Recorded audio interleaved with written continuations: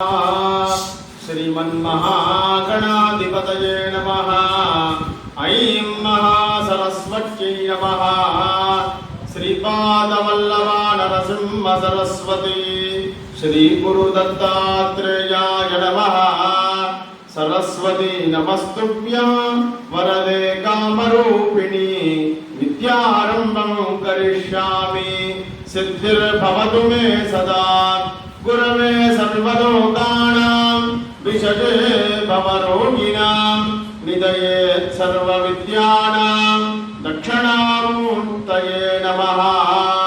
हर नमः पार्वतीपते हर हर महादेव हर। अवधूतचिन्तन श्री गुरुदेव दत्त। श्री ज्योतिर्वास्तु विद्यापीठ सभ्युలకు ప్రతి సోమవారం శుక్రవారం నాడు చక్కగా 6 గంటలు ఎప్పుడవుతుందా అని చూసి 6 గంటలకు చక్కగా కథ అప్లోడ్ చేయంగానే చూస్తున్నటువంటి ప్రతి ఒక్కరికి ఆ ఈశ్వరుని యొక్క సంపూర్ణమైనటువంటి అవ్యాజమైనటువంటి ప్రేమ కృపా కటాక్ష శక్తి ఎల్లప్పటికీ కలిగి ఉండాలని అందరినీ కూడా ఆశీర్వదిస్తూ ప్రతి ఒకరోజు ఒక్కొక్క భక్తుని యొక్క చరిత్రను మనం వింటూ ఉన్నాం. వాళ్ళంతా కూడా మనలాగనే ఈ భూమి మీద ఉద్భవించి సాక్షాత్తు ఈశ్వరుణ్ణి చేరినటువంటి గొప్పనైనటువంటి పరమ భాగవతోత్తములు. వారి యొక్క కథలను వినడం ద్వారా మనలో ఉన్నటువంటి కామ క్రోధ లోభ మోహ మద మాత్సర్యాది హరిషడ్ వర్గములను జయించే సిద్ధి కలిగింది. అందువల్ల కేవలం కథానికల రూపంలో వాటిని వినకుండా వాటి సారాన్ని గ్రహించి ఆ ఈశ్వరుని యొక్క సంపూర్ణమైనటువంటి కృపకు మనమందరం కూడా పాత్రలు కావాలని, ఏదో కథలాగా విన్నాం మర్చిపోయామంటే లాభము లేదు.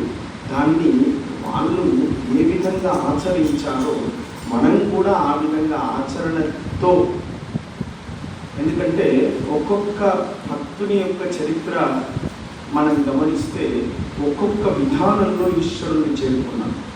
మనం కూడా మన మనస్సుకు ఏదైతే దగ్గరగా ఉందో దాన్ని తీసుకొని ఈశ్వరుల్లో చేరాల్సినటువంటి అవసరం అందరికీ అవసరం. కాబట్టి ఈ కథలికలను చెప్పడం, దానితో పాటు మన దేవాలయంలో శాశ్వతంగా మన దేవాలయ ప్రాకారం మీద వీటిని శిల్పాల రూపములో చిత్ర రూపములో చిత్రీకరించడం జరుగుతుంది.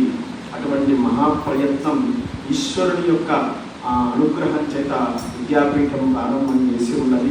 మీ అందరి యొక్క సంపూర్ణ సహాయ సహకారాలతో మన దేవాలయం అతి తొందరగా చూసేటువంటి అవకాశం ఈశ్వరుడు మనకందరికీ ఇవ్వగాక అని ఈశ్వరుణ్ణి వేడుకుంటూ, ఈరోజు ఇంకొక పరమభక్తుడు దీపసేవ చేసి ఈశ్వరుణ్ణి చేరినటువంటి వ్యక్తి గణంబుళ్ళ నయనారి యొక్క కథ శ్రద్ధగా మనం విందాం.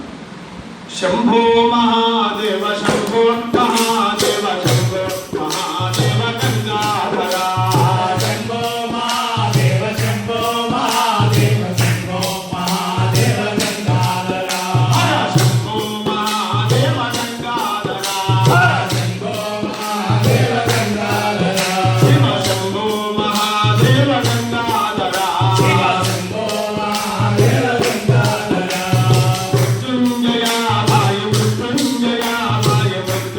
Yeah.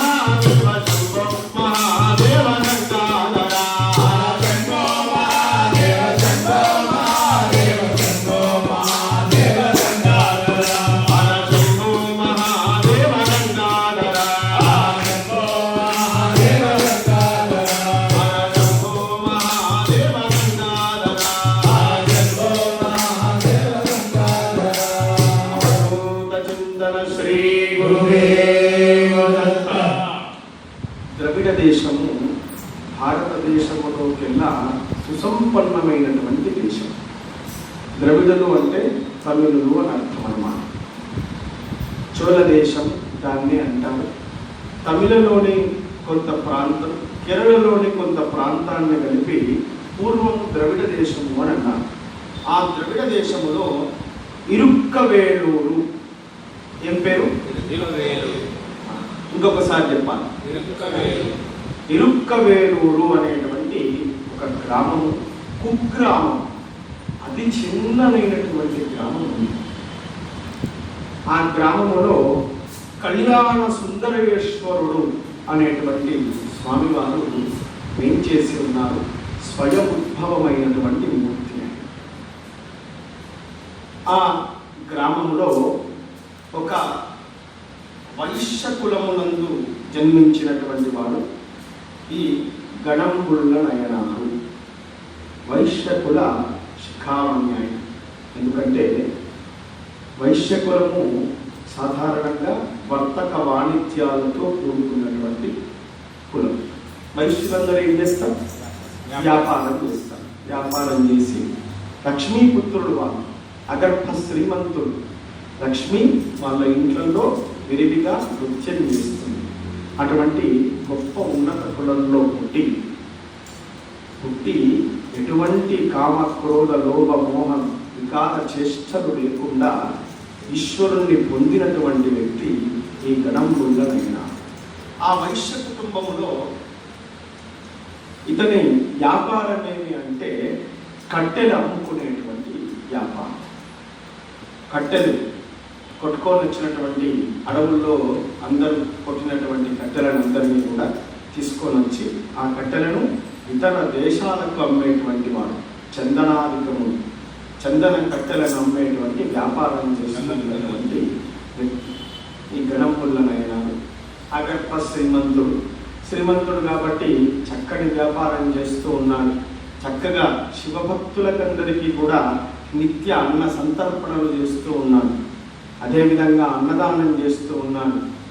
దానితో పాటు శివభక్తులు ఎక్కడ కనబడ్డా కూడా తీసుకొని వచ్చి వాళ్ళకు షోడశోపచార పూజలు చేసి వాళ్ళు ఏం అడిగితే అది ఇచ్చేస్తూ ఉన్నాడు. అదే విధానంగా ఆ గ్రామంలో ఉన్నటువంటి కళ్యాణ సుందరేశ్వరుని దగ్గరికి సాయంకాలం సమయంలో వెళ్ళి స్నానం చేసి చక్కటి శివ పంచాక్షర మహామంత్ర జపాన్ని 12,000 సంఖ్యలో చేస్తున్నటువంటి వ్యక్తి. ప్రతినిత్యం ఎంత చేస్తున్నాడినా 12,000 శివ పంచాక్షర మహామంత్రము చాలా గొప్పనైనటువంటి. చూడండి, అన్ని మంత్రములు దేంట్లో నుంచి పుట్టాయి అంటే ప్రణవం నుంచి పుట్టాయి. ఓం అంటే ప్రణవం. ఆ ఓం అనేటువంటిది ప్రణవం ఎన్ని రకాలు అంటే 2 రకాల ప్రణవం. ఒకటి సూక్ష్మ ప్రణవం, స్థూల ప్రణవం. సూక్ష్మ ప్రణవము అంటే చిన్ననైనటువంటి ఒకే శబ్దముతో ఉచ్చరించేటువంటి దాన్ని ఓం అని అన్నారు. అకార ఏమేమి ఓం అన్నప్పుడు ఏమేమి వస్తున్నాయి? అకారం, ఉకారం, ఆ ఓం, మకారం. అకార ఉకార మకార త్రయములు ఓం అంటారు. అదేవిధంగా అట్లా 3 అక్షరములు కలిస్తే ఓం ఏర్పడితే 5 అక్షరములు కలిస్తే నకార మకార నమ శికార వకార యకారములు కలిస్తే వచ్చేటువంటిది నమశివాయ. ఇది స్థూల ప్రణవము అని పేరు. సమస్త మంత్రములన్నీ కూడా దీని నుండే ఉద్భవించడం జరిగింది. అందుకనే 7,000,000 మంత్రాలకు అధిష్టాన దైవత ఎవరు అనంటే ఈశ్వరుడు మాత్రమే. ఈశానత్ సర్వ విద్యానాం ఈశ్వర సర్వభూతానాం బ్రహ్మాధిపతి బ్రహ్మణోధిపతి బ్రహ్మా శివో మే అస్తు సదాశివం అని వేదం ఈశ్వరుని పొగిడి. ఒక నమశివాయ చేస్తే ఎంత ఫలితము అనంటే 7 కోట్ల మంత్రములు పఠిస్తే ఎంత ఫలితమో నమశివాయ మంత్రాన్ని ఉచ్చరించడం ద్వారా అంత ఫలితం వస్తుంది. అనేక కథలు ఉన్నాయి. పంచాక్షర మంత్ర వైభవం మనం అతి త్వరలో చెప్పుకోబోతున్నాం. ఈ 25 భక్తుల కథలు చెప్పుకున్న తర్వాత 12 జ్యోతిర్లింగాలు ఏ విధంగా ఉద్భవించాయో చెప్తాం. తర్వాత భస్మాన్ని ధారణం చేయడం వల్ల వచ్చేటువంటి ఫలితం, రుద్రాక్షలను ధరించడం వల్ల దానం చేయడం ద్వారా వచ్చేటువంటి ఫలితం, అడ్డదానం యొక్క మాహాత్యం, అదేవిధంగా భస్మధారణ యొక్క మాహాత్యం, శివలీలా వైభవం, శివుని యొక్క కళ్యాణ చరిత్రలు, ఇట్లా అనేక కథలను ఈ వేదిక ద్వారా చెప్పబోతూ ఉన్నాం. 12 సహస్ర సంఖ్యాక పంచాక్షర మహామంత్రాన్ని అనునిత్యం జపిస్తున్నటువంటి వ్యక్తి ఎవరు అంటే ఈ గణం పుల్లనయన.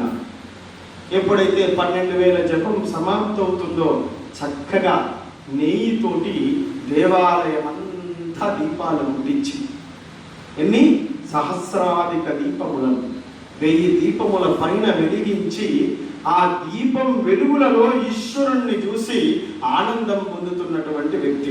దారిద్ర దుఃఖ దహనాయ నమః శివాయ, దారిద్ర దుఃఖ దహనాయ నమః శివాయ, గౌరీ ప్రియాయ రజనీశ దళారదాయ, గౌరీ ప్రియాయ రజనీశ దళాదరాయ, కాలాంతకాయ కమలాసన పూజితాయ, నేత్రత్రయాయ శుభలక్షణ లక్షితాయ, దారిద్ర దుఃఖ దహనాయ నమః శివాయ, దారిద్ర దుఃఖ దహనాయ నమః శివాయ, ముక్తీశ్వరాయ ఫలదాయ గణేశ్వరాయ, ముక్తీశ్వరాయ ఫలదాయ గణేశ్వరాయ, గీతప్రియాయ వృషభేశ్వర వాహనాయ, మాతంగ జన్మ వదనాయ మహేశ్వరాయ, దారిద్ర దుఃఖ దహనాయ నమః శివాయ, దారిద్ర దుఃఖ దహనాయ నమః శివాయ. అట్లాంటి దేవాలయం నిండా దీపములన్నింటినీ కూడా ముట్టించి, ఆ కాంతి లోపల ఈశ్వరుణ్ణి మనసా వాచ కర్మణః వేడుకుంటూ ఈశ్వరుణ్ణి ప్రతినిత్యము చేరుతున్నటువంటి వ్యక్తి ఈ గణం పుల్లనయన. అంతా చక్కగా తన మనస్సునంతా కూడా ఈశ్వరునిలో రమింపజేస్తున్నటువంటి వ్యక్తి, ప్రతినిత్యం కూడా ఈశ్వరుణ్ణి పొందుతున్నటువంటి వ్యక్తి ఈ గణం పుల్లనయన. అట్లా అంత అర్చన చేస్తున్నారు కాబట్టి ఈశ్వరుడు ఏం చేస్తాడు? ఇతోధికమైనటువంటి ఐశ్వర్యాన్ని ఇచ్చేశాడు. ఐశ్వర్యం పెరుగుతూ ఉంది ఇతనికి. అట్లనే దాన ధర్మాలు కూడా పెంచుతూ వెళ్తున్నాడు. ఎట్లా ఐశ్వర్యం ఇస్తున్నాడో అట్లా ధర్మము చేస్తూ ఉన్నాడు. ఎట్లా ధర్మము చేస్తున్నాడో, దానము చేస్తున్నాడో అట్లా ఐశ్వర్యము పెరుగుతూ ఉంది. చూడండి, అనేక సందర్భాలలో చెప్పారు, దానము చేయకపోతే ఐశ్వర్యము పెరగదండి, నాశనం అవుతూ ఉంటుంది. దానము చేత ఐశ్వర్యము శోభిల్లుతూ ఉంది. అట్లా ఈశ్వరుడు ఇస్తూ ఉన్నాడు. ఇతనికి ఏం వ్యాపారం? చందన కాష్టములను విక్రయం చేస్తూ ఉన్నాడు. చందన కట్టెలను అమ్ముతూ వచ్చేటువంటి లాభాన్నంతా కూడా ఈశ్వర కైంకర్యానికై వినియోగిస్తూ ఉన్నాడు. దీపాలను మొత్తము దేవాలయం నిండా పెట్టి ఉదాత్తమైనటువంటి భక్త్యావేశానికి లోనై ఈశ్వరుడు యందు ప్రతినిత్యం కూడా రమిస్తున్నటువంటి వ్యక్తి. అదే ఈయన యొక్క నిత్య కృత్యం. ప్రతిరోజు అమ్మాలి, వ్యాపారం చేసుకోవాలి, సాయంకాలానికి వెళ్ళాలి, పుష్కరిణిలో స్నానం చేయాలి, 12 సంఖ్యాక సహస్ర సంఖ్యాక పంచాక్షర మహామంత్రాన్ని జపం చేయాలి. తర్వాత దేవాలయం నిండా దీపాలు పెట్టాలి. ఆ దీపములో వెలుతురులో ఈశ్వరుణ్ణి పొందాలి. ఇట్లా ప్రతినిత్యం కొన్ని సంవత్సరాల కాలం అయిపోయింది. ఒకనాడు ఆ కళ్యాణ సుందరేశ్వర స్వామి అతని మధ్యలో అశరీరవాణిగా కనిపించాడు. నేను చిదంబరంలో ఉన్నటువంటి నటరాజస్వామి రూపంలో ఉన్నాను, నువ్వు అక్కడికి వెళ్ళి అక్కడ సేవ చేయమని ఇతనికి ఆజ్ఞానించాను. కట్టుబట్టలతో ఉన్నటువంటి ఐశ్వర్యాన్నంతా కూడా పనిచేశాడు. ఇక్కడంతా ఎంత ఐశ్వర్యం ఉంది! మహదైశ్వర్యవంతుడు, అగర్భ శ్రీమంతుడు. అంత ఐశ్వర్యాన్ని ఈశ్వర భక్తులకు ఉన్నటువంటి ఊళ్ళో ఉన్నటువంటి వాళ్ళకి అందరికీ పిలిచి అన్నదాన సంతర్పణలు చేశాడు. మొత్తం ఐశ్వర్యాన్ని విడిచిపెట్టేశాడు. కట్టుబట్టలతో భార్యాదులను తీసుకున్నాడు. చిదంబర మహాక్షేత్రానికి ప్రయాణమై వెళ్తూ ఉన్నాడు. అశరీరవాణి అతనికి గోచరించింది. నువ్వు కళ్యాణ సుందరేశ్వరుని నిత్యం సేవిస్తూ ఉన్నాడు, చిదంబరంలో ఉన్నటువంటి నటరాజశేఖరుని అర్చించు నాయన అని చెప్పాడు. ఈశ్వరుడు మదిలో వచ్చి ఈశ్వరుని ఆజ్ఞను శిరసావహించి ఉన్నదంతా కూడా దానం చేశాడు. కట్టుబట్టలతో భార్యాపిల్లను తీసుకొని చిదంబర క్షేత్రానికి నడుస్తూ బయలుదేరుతున్నాడు. సాంబ చిదంబర సాంబ చిదంబర సాంబ చిదంబర సాంబ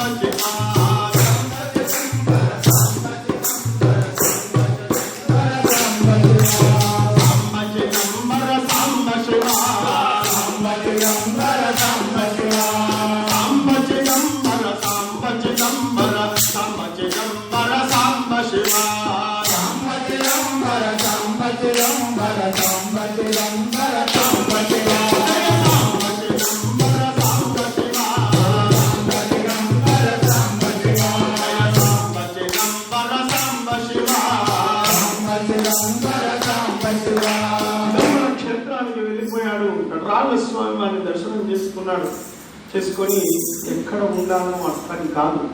ఇప్పటి వరకు అగర్భ శ్రీమంతుడు అనేక ఐశ్వర్యాన్ని చూశాడు, మంచి మంచి ఇళ్లలో నివసించాడు. ఇప్పుడు ఏమీ లేదు అతనికి. భార్యా బిడ్డలను ఎట్లా పోషించుకోవాలి ఆలోచన మథనం చేసుకుంటూ ఉన్నాడు. ఈశ్వరుడు అతన్ని పరీక్షించదలిచాడు. ఇక ఏ వ్యాపారం అతనికి సాగనివ్వడం లేదు. ఇంతకుముందు కట్టెలు అమ్ముకొని ఉన్నాడు. ఇప్పుడు ఈ ప్రాంతంలో ఏం వ్యాపారం చేయాలి, నేను ఏ విధంగా నా భార్యా పిల్లలను పోషించుకోవాలి, అదే విధంగా నా నిత్యకృత్యమైనటువంటి దీప సేవ ఏ విధంగా చేయాలని ఆలోచిస్తూ ఉన్నాను. ఒక ఆలోచన కలిగింది.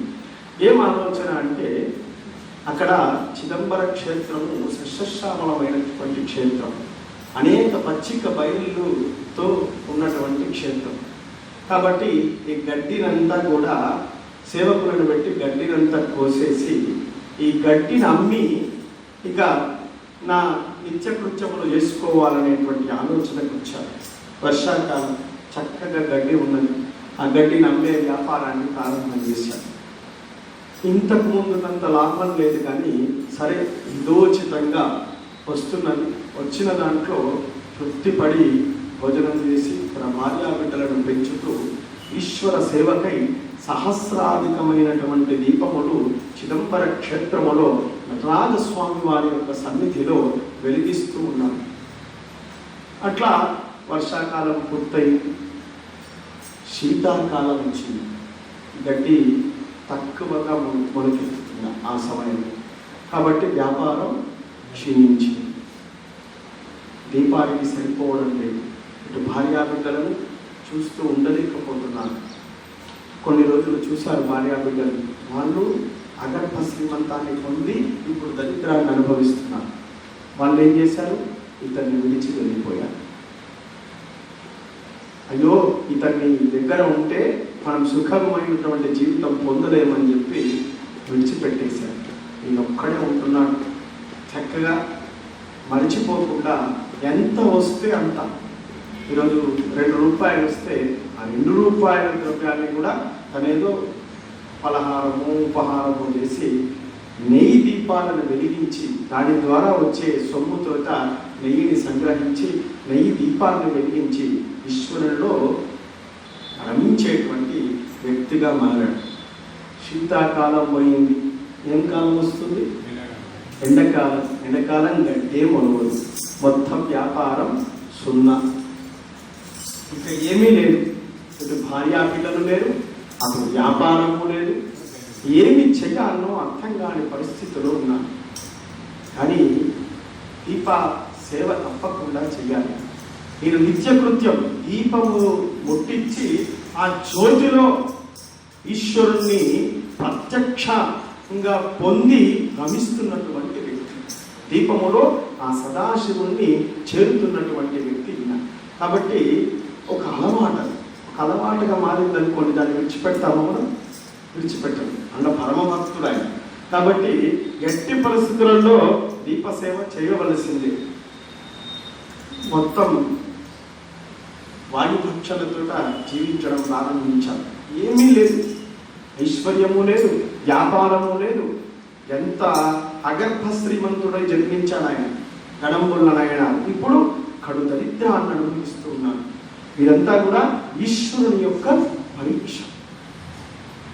ఈశ్వరుడు ఏం చేస్తాడు తెలుసా? పరీక్ష పెట్టి తన భక్తిని, తన భక్తుని యొక్క భక్తిని ప్రపంచానికి, లోకానికి చాటుతాడు. అట్లా గణంబుల్లనైనా పరీక్షాకాలం ఆరంభమైంది. మొత్తం ఐశ్వర్యం అంతా కూడా దూరం అయిపోయింది. ఆత్మీయులు, బాంధవులందరూ దూరం అయిపోయారు. ఆయన ఊరెక్కడ? ఇరుక్కవేలూరు. ఇప్పుడు వచ్చున్నది ఇక్కడ చిదంబర క్షేత్రానికి వచ్చేసాడు. చిదంబర క్షేత్రంలో ఈశ్వరుణ్ణి స్తుతిస్తూ, పాడుతూ, దీపములను ముట్టిస్తూ నడుస్తూ ఉంది జీవితం. వేసవికాలం, వ్యాపారం ఏమీ లేదు. ఇక ఒకరోజు మరీ గడ్డు కాలం సంబంధించింది. అస్సలు నెయ్యి లేదు ముట్టిద్దామంటే. ఎట్టి పరిస్థితులలో దీపసేవ చేయవలసింది, ఒక్క దీపం అన్న ముట్టివ్వవలసిందే. అది కూడా లేదు. లోపలికి వెళ్ళాడు, దేవాలయం ప్రాకారంలోకి వెళ్ళాడు. పుష్కరిణిలో స్నానం చేశాడు. చేసి పంచాక్షర మహామంత్రాన్ని జపాన్ని చేస్తూ కూర్చున్నాడు. సమయం అయింది, సంధ్యాకాలం సమయం అయింది. గర్భాలయంలోకి వెళ్ళాడు.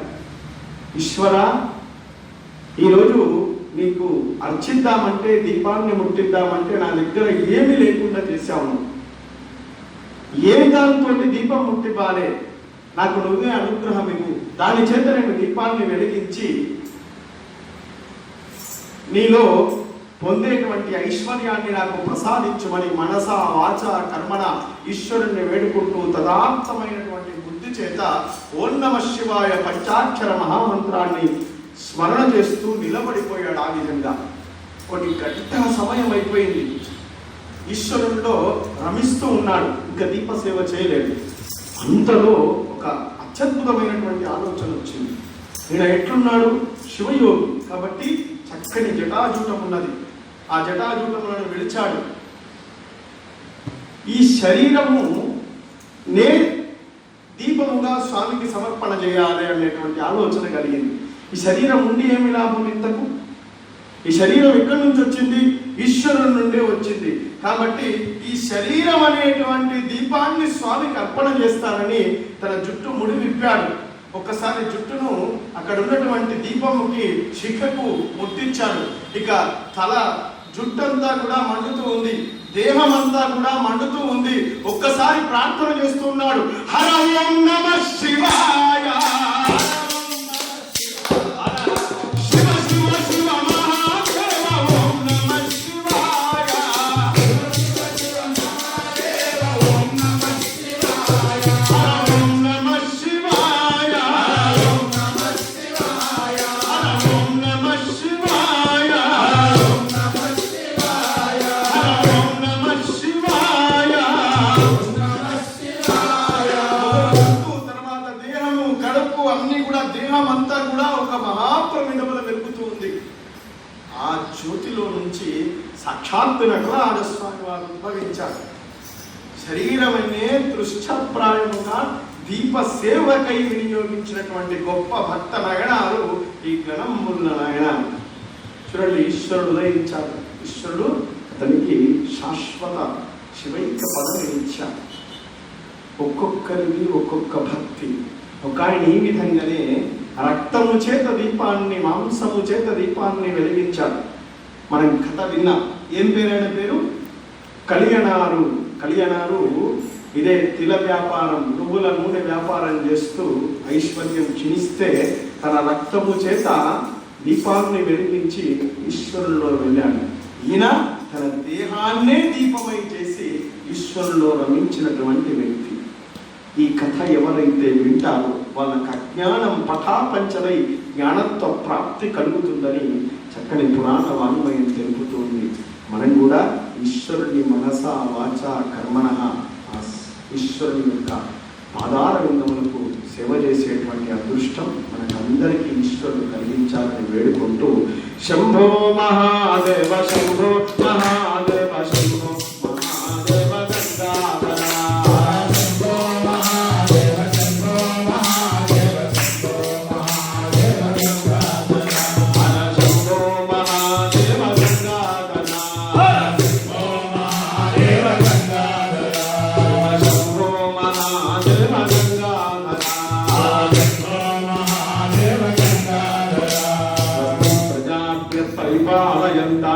न्यायेण मार्गेण महीं महेशा गोब्राह्मणेभ्यः शुभमस्तु नित्यं लोकाः समस्ताः सुखिनो भवन्तु समस्तलोकाः सुखिनो भवन्तु स्वस्ति।